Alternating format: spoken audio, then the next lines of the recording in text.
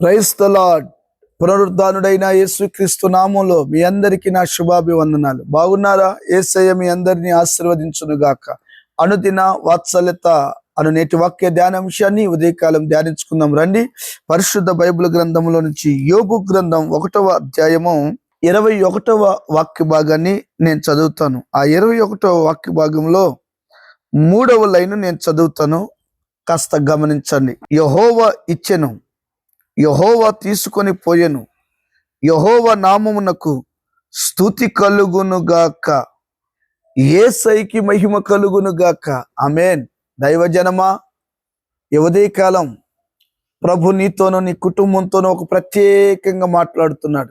యోబు గారు మనకు తెలుసు కదా, చిన్న పిల్లోడు మొదలుకొని వృద్ధాప్యంలో ఉన్న వ్యక్తి వరకు యోబు గురించి తెలియని వాళ్ళంటూ ఎవరు లేరు. నాకు తెలిసి ఎంత దీవెన పొందుకున్నాడో యోబు గారు. ఏవండి, ఊజు దేశంలో అతన్ని మించిన ఆస్తిపరుడు మరొక్కడు లేడు. అవునా కదా? ఒక రోజున దేవుడు పరీక్ష పెట్టాడు.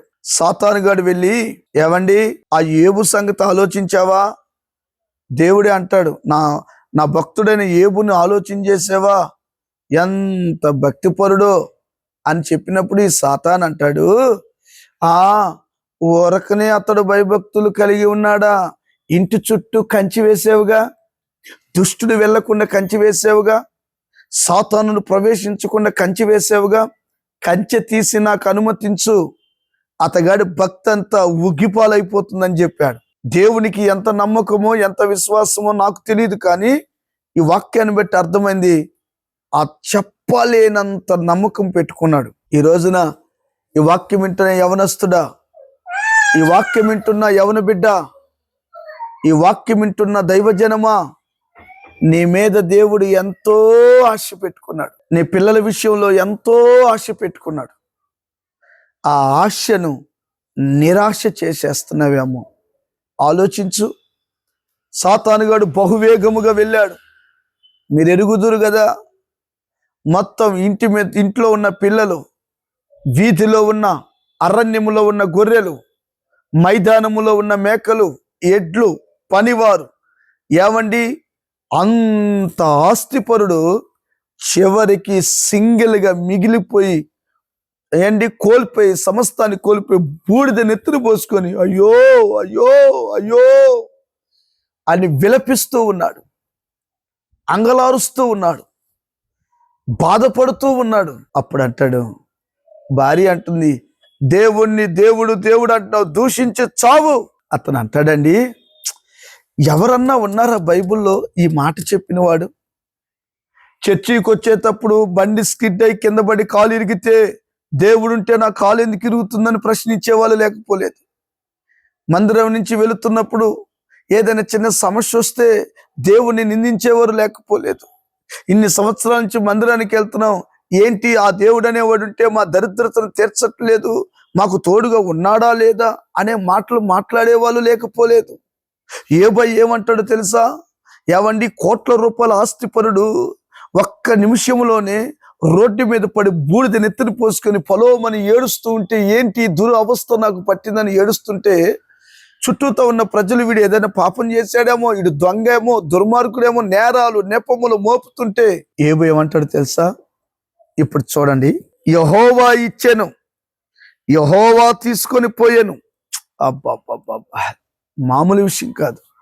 దేవుడిచ్చాడు నాకు, దేవుడే తీసుకున్నాడు గనుక ఆయన నామమునకు స్తుతి, ఆయన నామమునకు ఘనత, ఆయన నామమునకు ప్రభావము కలుగునుగాక. హల్లెలూయా. ఎవరైనా చెప్పే దమ్ముందండి ఈ సాక్ష్యం? అందుకే కాబోలు యోబుకే ఇచ్చాడు ఆ కృప. చూడండి, అలాంటి సాక్ష్యం ఈ రోజున నీ నోట్లో నుంచి రావాలి.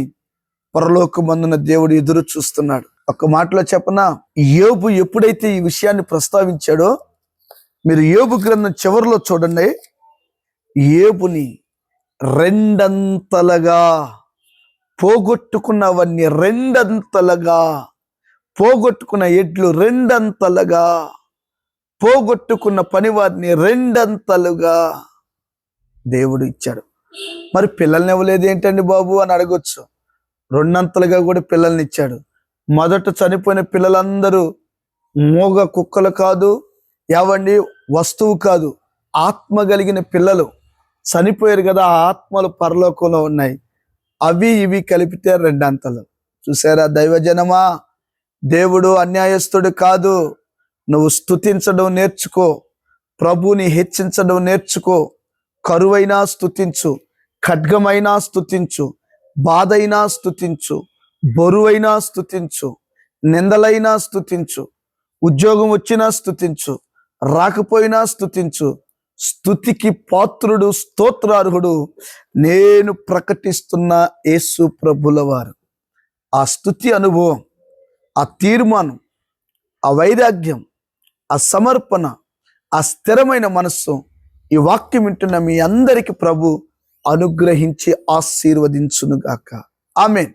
తల్లవంచండి, చిన్న ప్రార్థన. ప్రేమ కలిగిన మహాపరిశుద్ధుడు అయిన తండ్రి, యోబు లాంటి అయ్యా తీర్మానాన్ని ప్రతి బిడ్డకు మీరు అనుగ్రహించి నీ రాకడకు సిద్ధపరచమని యేసు నామమున అడుగుచున్నాము తండ్రి. ఆమేన్. Thank you. God bless you. దేవుడు మీ అందరిని దీవించునుగాక. ఏమండి, ఈ వాక్యాన్ని అనుదినం వింటున్నారు కదూ, అనేకులకు షేర్ చేయండి. ఈ రోజుల్లో ఎవరైనా ఇంటికి వెళ్ళి సువార్త చెప్పాలంటే దాడులు చేస్తున్నారు. ప్రతి వారి చేతిలో స్మార్ట్ ఫోన్ ఉంది కదా. అన్యులు, మీ ఫ్రెండ్స్ అన్యులు ఉంటారు కదా, కష్టాల్లో శ్రమల్లో ఉన్న వాళ్ళు ఉంటారు కదా, వారికి షేర్ చేయండి. No problem. చక్కగా విని వాళ్ళు ఆదరించబడతారు, ధైర్యపరచబడతారు. వీలైతే ప్రభు ఆ వాక్యాన్ని దర్శించినప్పుడు దేవుని సన్నిధికి వస్తాడు. Thank you. God bless you.